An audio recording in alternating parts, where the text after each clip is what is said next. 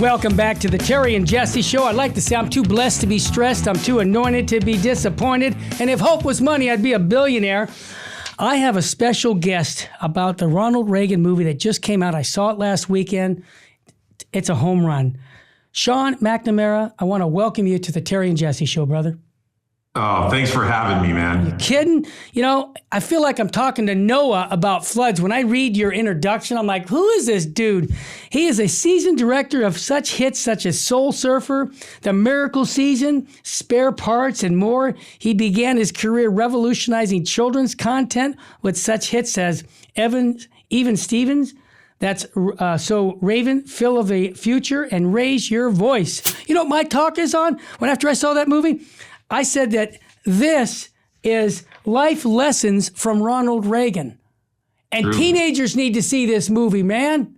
So, Sean, tell us about the movie, because I wrote all kinds of notes. I mean, I memorized that movie because it moved me so much. So I want, first of all of our listeners, get out and go see this movie. But first of all, I got to ask Sean, tell us why you even put this movie together and why is it so inspirational? What made it inspirational? Well, first of all, I love to make inspirational movies. Like you mentioned, Soul Surfer and Miracle Season. That's the type of movies I make. And Howie Klossner, who wrote the screenplay, sent it to me. Yeah. I read it and I was laughing during it. I was crying. It had all of those elements. He's just such a good writer, and it was all there. And I have a special connection to Ronald Reagan. When I was 18 years old, I was always bugging my friend's dad, who directed the Academy Awards, get me a meeting with your dad, because I had no end to the entertainment industry. I was the paper boy for Disney Studios. But my mom was a teacher, my dad was a principal, my sisters were teachers, no connections whatsoever. So finally, I went through high school, didn't get a meeting with his dad, but my freshman year at Loyola Marymount University, he said, yeah, I'll get you a meeting with my dad. So I go in there and he's, on the phone, smoking a cigar, talking to Bob Hope. And finally he looks at me and he goes, so kid, what do you do? And I'm like, I don't know. I'm in a band. I plug in microphones. And he goes, audio, that's for you. And next thing I know, I'm in a limousine and I am flown to Washington, D.C. And my first job in the entertainment industry is plugging in microphones for the Ronald Reagan inauguration. Unbelievable. It's just crazy. And here we go, 40 years later, I'm directing my 40th film for the 40th president of the United States. And it's wild. And I read the script and how he wrote it from the point of view of a KGB officer. Yeah, that was awesome. And it was just such a new way in. You wouldn't think to tell a Ronald Reagan story from the inside, from the POV of a KGB. Yeah. And it just made it fascinating to me. And so anyway, that's what got me into it. Sean, I'm going to ask 4 times. How can people see the movie? Do they type the title in and zip code, or how do they get to see the movie? Well, it's in like 3,000 theaters nationwide in Canada, and just open up however you go to see movies. It's in your town. It's a wide release. Good. And Sean, I have to say, there were so many life lessons in this movie. And again, I don't want to get political, but when I see the connection of 40 years ago and today, I'm saying, dude, it's like deja vu. We've got high inflation. We got people who are hostages.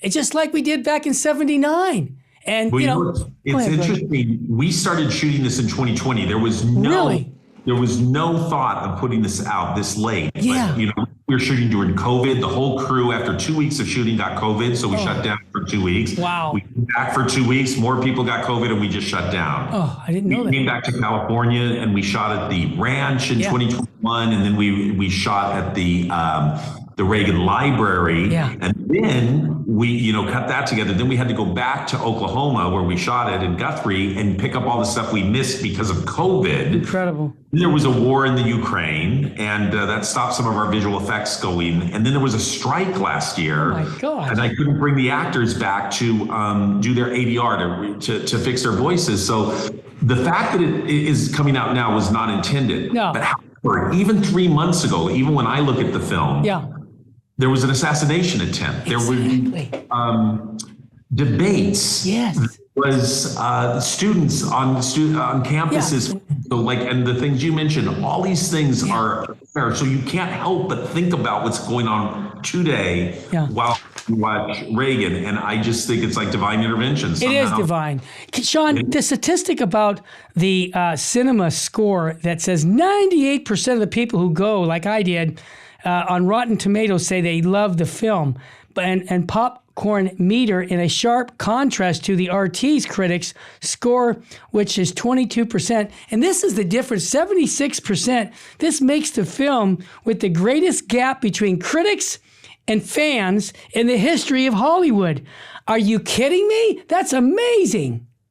It's wild. I usually, because I do faith-based and faith-adjacent movies, live between 45 and 55, where half the people like what I do and half the people don't like what I do. Sure. So this made me a little nervous at first when the reviews were coming in so intensely low.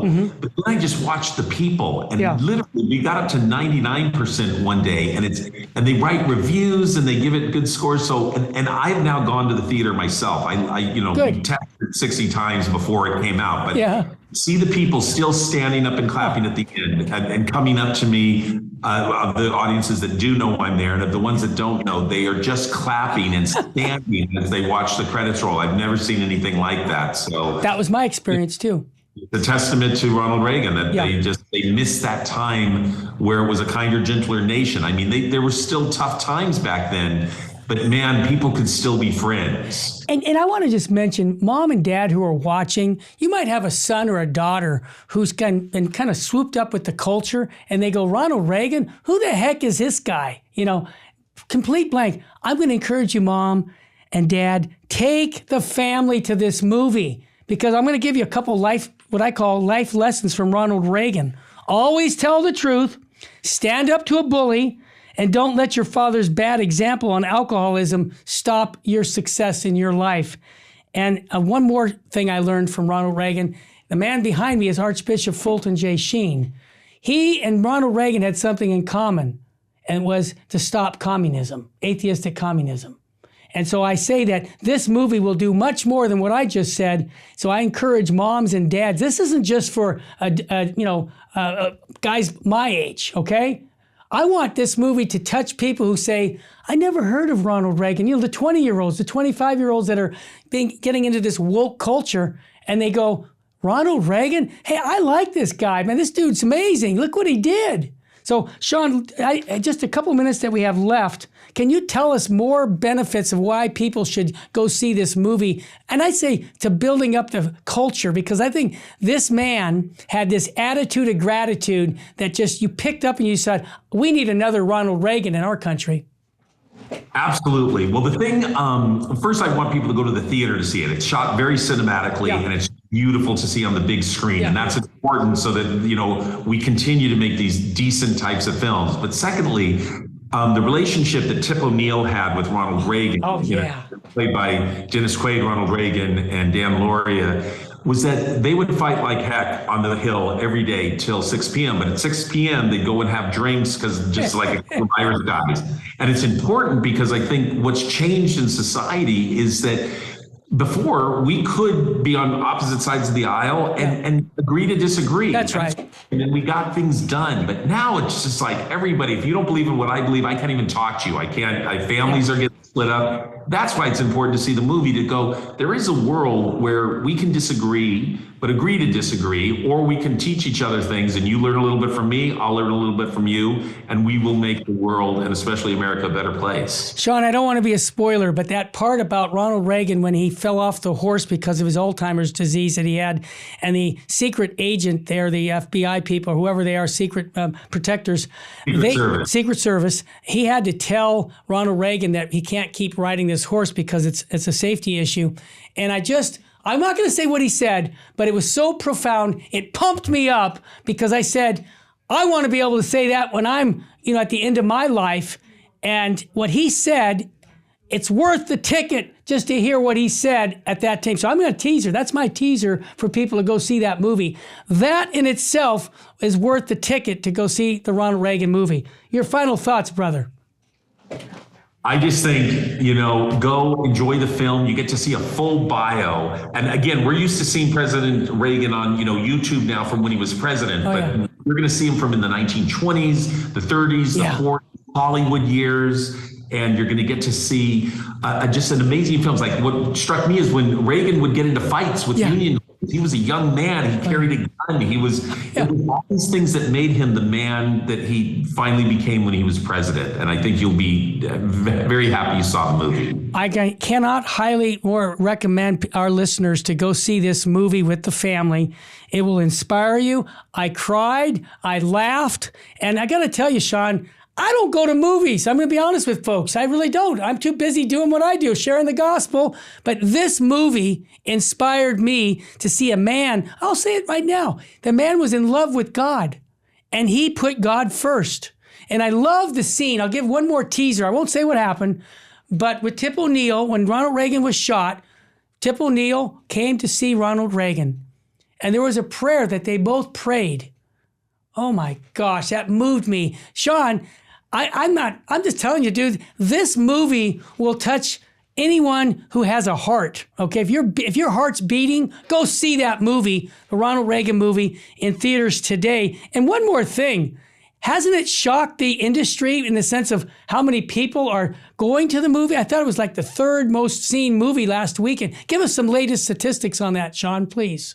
Well, it was the #1 new movie. Deadpool and Wolverine was still out there. That's a big Marvel hit. I understand that. But as far as new movies concerned, everybody is very interested in seeing this movie. And it's doing very well during the week. So hopefully it'll keep up this week. And it'd be great if we kept those numbers up. I know you're a practicing Catholic, because I was told that.